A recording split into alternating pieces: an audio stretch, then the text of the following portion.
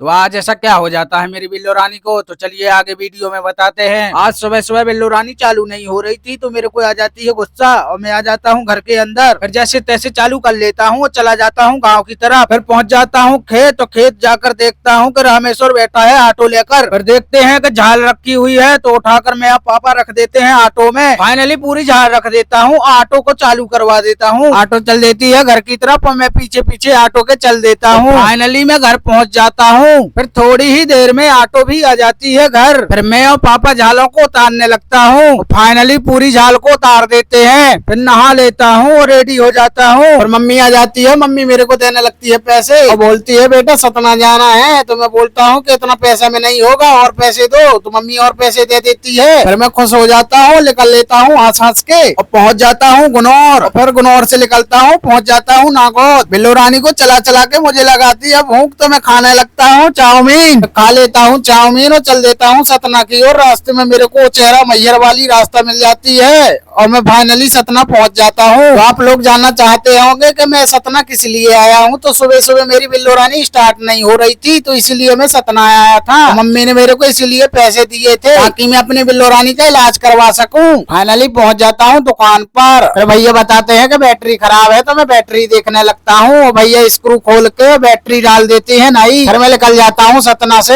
रास्ते में मेरे को गन्ने का ठेला मिल जाता है तो मैं गन्ने का जूस पीने लगता हूँ और फिर निकल जाता हूँ घर की ओर और फाइनली पहुंच जाता हूँ नागौर। फिर मुझको लग जाती है भूख तो मैं पहुंच जाता हूँ होटल और खा लेता हूँ फ्राइड राइस और मंचूरियन। फाइनली निकल जाता हूँ नागौर से घर की तरफ और पहुंच जाता हूँ गुनौर। गुनौर से सीधे निकलता हूँ घर की तरफ। फाइनली पहुंच जाता हूँ घर और घर जाकर देखता हूँ कि आंसू आया है तो आंसू से मैं करने लगता हूँ बात। तो दोस्तों ये रहा मेरा आज का ब्लॉग। अगर आपको पसंद आया हो तो लाइक शेयर फॉलो जरूर करें। मिलते हैं अगले ब्लॉग में। बोलिए जय श्री राम।